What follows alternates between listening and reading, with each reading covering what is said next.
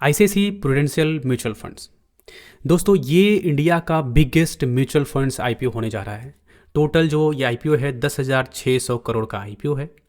और ICICI prudential जो है इंडिया की second largest mutual funds company है।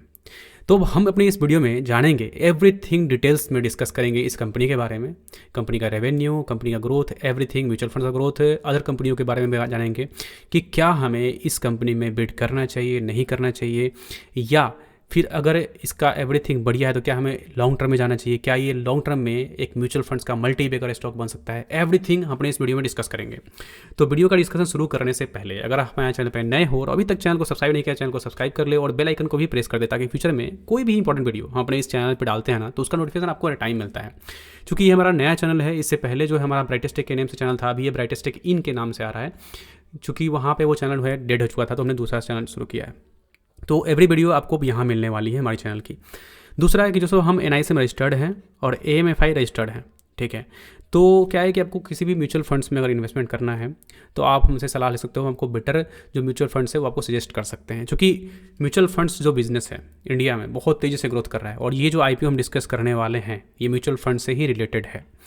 चूँकि जो म्यूचुअल फंड्स है 2020 में करीब में 24-25 लाख करोड़ का था, ठीक है। और अभी करंट में ये जो टोटल बिजनेस है करीब में 80 करोड़ के आसपास में जा चुका है, ठीक, 80 लाख करोड़, सॉरी। अब जो आने वाला टाइम है, ठीक है, मे बी 5 साल, 6 साल, 10 साल, 2030 तक आशा है कि ये जो म्यूचुअल फंड इंडस्ट्री है करीब में 300 लाख करोड़ क्रॉस कर जाए। क्यों? क्योंकि लोग जो है ना अब अवेयर हो रहे हैं इन्वेस्टमेंट के प्रति। अब लोग जो है जान रहे हैं कि स्टॉक मार्केट क्या है, म्यूचुअल फंड्स क्या है, कौन सा चीज़ बेहतर है। जहां लोग लग रहा है कि बेहतर इजी रिटर्न आ रहा है, लोग वहां पैसा पार्क कर रहे हैं।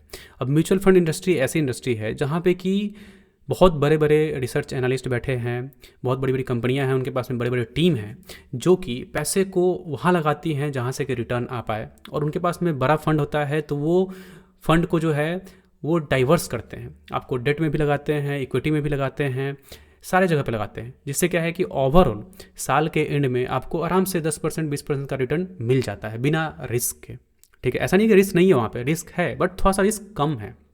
अगर आप खुद से करोगे तो आपको नॉलेज नहीं रहेगा, आप फंड को डाइवर्स नहीं कर पाओगे।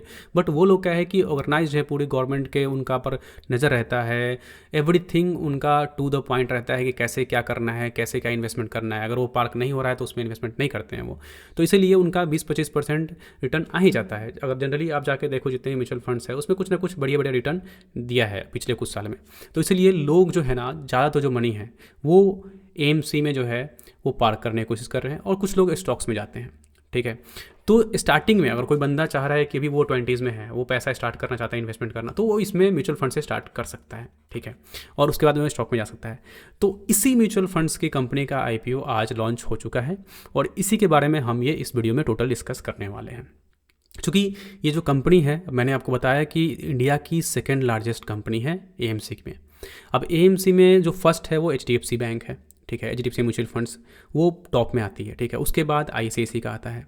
अब सोचो कि ये कंपनी इतनी बड़ी कंपनी है तो क्या ये एक ऐसा आईपीओ है जिसमें कि आपको बिड करना चाहिए या नहीं करना चाहिए। एवरीथिंग इस वीडियो में हमारा डिस्कशन होने वाला है। सबसे पहले चीज़ जानो आप कि ये जो आईपीओ है total offer for sale IPO रहेगा, यानी कि इसमें कोई भी नया शेयर इशू नहीं होने वाला है। जो इसके अर्ली इन्वेस्टर है यानी कि यूके के जायंट जो है प्रूडेंशियल कॉर्पोरेट, वो सेल करके इसमें से बाहर निकल रहे हैं, सबसे पहली चीज़।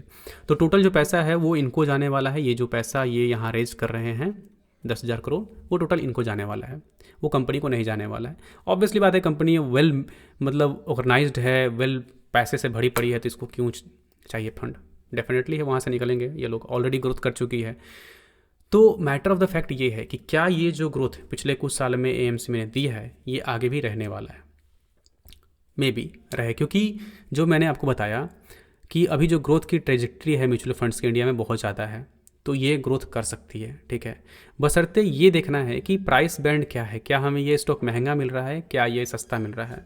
तो आप अगर नीचे आओ तो मैं आपको नीचे दिखाता हूँ थोड़ा सा। अभी इसका जो ग्रीन मार्केट प्रीमियम चल रहा है वो 7% चल रहा है, ठीक है। तो 7% पे अभी ओपन नहीं हुआ है, फिर भी 7% चल रहा है, तो चांसेस है कि ओपन होने के बाद ये 10% 20% जाए, क्योंकि कंपनी जो है फाइनेंशियली काफ़ी स्ट्रॉन्ग कंपनी है, रिपोर्टेड कंपनी है, ऑर्गेनाइज्ड कंपनी है, ठीक है, और इंडिया की सेकंड लार्जेस्ट है। तो इससे कंपनी का जो है ना, एक चीज़ मान चलो कि डेफिनेटली है ऐसी कंपनियाँ का जो पी है वो हाई होता है जनरली, क्योंकि ऑलरेडी बड़ी कंपनियाँ हैं, छोटी कंपनियाँ नहीं है, तो छोटी कंपनी में जो है ना पी कम होता है, तो इनका पी जाता है। प्लस में कंपनी के पास कर्ज वर्ज तो है नहीं, ऑलरेडी म्यूचुअल फंड का काम करती है, इसमें क्या कर्ज, ठीक। अब यहाँ पे मैं आपको थोड़ा सा कंपनी का रेवेन्यू दिखाता हूँ। पहले चीज़ रेवेन्यू देख लो, 23 में कितना था, 2600 करोड़ के आसपास में रेवेन्यू था, बढ़ा 24 में 33, 46, 54। अब आप ये ग्रोथ देखो, कितने का ग्रोथ है यार, 100% का ग्रोथ हो चुका है रेवेन्यू में, ठीक, ओवर द ईयर। प्रॉफिट में भी आप देखो अच्छा खासा 1500 करोड़, 3200 करोड़, प्रॉफिट भी लगभग डबल हो चुका है पिछले 3-4 साल में। यानी कि कंपनी जो है बढ़िया कर रही है, फाइनेंशियली काफ़ी स्ट्रॉन्ग कंपनी है, ठीक है। ROE देख ही रहे हो कितने तेज़ी में ग्रोथ कर रही है। यहाँ पे आप ROE देख लो आप, इसका काफ़ी बढ़िया है ROE। अर्निंग पर शेयर भी आपको देख लो, यहाँ पे 85 था पहले, 116, 115, 183। ओवरऑल अगर आप फाइनेंस की बात करो तो कंपनी फाइनेंशियली काफ़ी स्ट्रॉन्ग है, फ्यूचर में ग्रोथ भी है, एवरीथिंग ठीक है। बट जो इसका पी है, करंट में पी फिलहाल में अभी 43 चल रहा है, ठीक। तो अगर मैं आपको थोड़ा सा यहाँ पे एक चीज़ दिखाऊं, ये तो 43 है जो कि काफ़ी हाई है। हमारे जो एक लिमिट है वो 30 का होता है, बट ये कंपनी ऑर्गेनाइज है तो ऑब्वियसली बात है इसका पी हाई होगा, जो कि 43 के आसपास में रन कर रहा है। तो ये वैल्यूएशन चलता है, चल जाएगा, क्योंकि ऑब्वियसली बात है कंपनी प्रॉफिटेबल है, ठीक। अब यहाँ पर अगर आप आके चेक करो इसको, मैं आपको HDFC AMC का दिखाता हूँ। यहाँ पर आप देखो पी इसका 41 के आसपास में।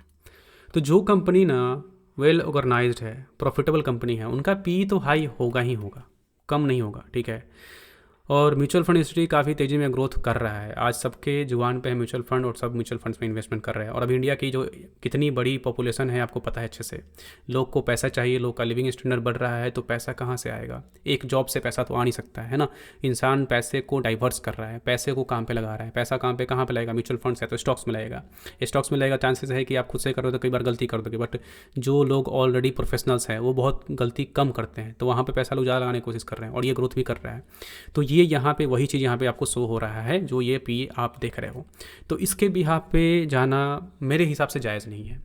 कंपनी वेल मेंटेन है, आप उसको लेके चलो, और उसके बिहाफ पे आप बिड कर सकते हो, ठीक है। अगर मुझे करना हो तो मैं बिड जरूर करता, बट अगर मैं थोड़ा सा प्राइस रेंज की अगर बात करूँ तो प्राइस रेंज आप नीचे आके यहाँ पे देखो, आपको दिखेगा जो प्राइस रेंज है वो करीब करीब में 2000 से लेके, यहाँ पे देखो आप 2000 से लेके 2165 रुपये का यहाँ पे प्राइस रेंज है, ठीक है। यानी कि कंपनी का जो प्राइस है वो कम नहीं है, ज़्यादा है, ठीक है। और आपको लगने वाले 12,990 रुपये लगने वाले एक लॉट में, करीब करीब 6 शेयर मिलेंगे आपको। तो इस हिसाब से जो पी है, जो प्राइस रेंज है, हाई है। अभी GMP जो है 7-8% चल रहा है, मे बी लिस्टिंग में 10% से 20% के बीच में रिटर्न मिले, तो लिस्टिंग गेन भी के लिए भी बढ़िया है। बट मैं कहूँगा कि अगर लिस्टिंग गेन हो जाए तो उसके बाद में हम सेल करके ना इसमें दोबारा एंट्री ले सकते हैं, जब प्राइस जो है ना एक रीजनेबल प्राइस पे आए, ठीक है। बट अभी जो ये करंट प्राइस है थोड़ा सा हाई है, मान सकते हैं। बट अगर आप IPO के लिए, जनरली IPO के लिए जा रहे हैं, और मुझे भी अगर जाना पड़े तो मैं इसमें बिड करूँगा, क्योंकि इतनी बड़ी कंपनी है तो बिड करना चाहिए। क्योंकि अगर आप आके देखो HDFC का प्राइस 2600 के आसपास में रन कर रहा है, ठीक है, और वो 2100 पे मांग रहा है, तो ठीक है थोड़ा सा महंगा है, क्योंकि ऑलरेडी ये टॉप मोस्ट कंपनी है, वो सेकंड टॉप मोस्ट कंपनी है, तो प्राइस सेम है, तो प्राइस कोई ज़्यादा नहीं है, बिज़नेस बढ़िया है। तो इस हिसाब से अगर ओवरऑल मैं टोटल एनालिसिस को देखूं तो स्टॉक्स बढ़िया है, बिड हम कर सकते हैं, और हमें बिड अगर मुझे करना होगा तो मैं डेफिनेटली इसमें बिड करूंगा, ठीक है। बट जो भी मैं आपको वीडियो यहाँ पे आपके लिए लेके आता हूँ ना, वो जनरली सिर्फ और सिर्फ एजुकेशनल पर्पस के लिए होता है और इन्फॉर्मेशन पर्पस के लिए होता है। मैं कोई यहाँ पे सेशन नहीं करता हूँ। तो आपका जो भी इन्वेस्टमेंट है ना वो खुद का राय होना चाहिए, या फिर आप किसी अपने फाइनेंशियल एडवाइज़र से राय लेके तब उसमें आप पर पैसा पार्क कर सकते हो, ठीक है। तो आप बस सिर्फ नॉलेज लो हमारे प्लेटफॉर्म से, जो भी नॉलेज गिना है उसके भी यहाँ पे अपना दिमाग ला के काम करो। बाकी हमारा इन्फॉर्मेशन देना था, हमने इन्फॉर्मेशन दिया है। अगर इन्फॉर्मेशन आपको बढ़िया लगा हो, जो भी चीज़ मैंने बताया है, तो प्लीज़ वीडियो को लाइक करें और शेयर करें अपने फ्रेंड्स लोग के भी जाके, ताकि वो भी हमारे साथ में जुड़ के बढ़िया नॉलेज लेके बढ़िया पैसा कमा सके। Thank you for watching, see you next video, till then bye bye.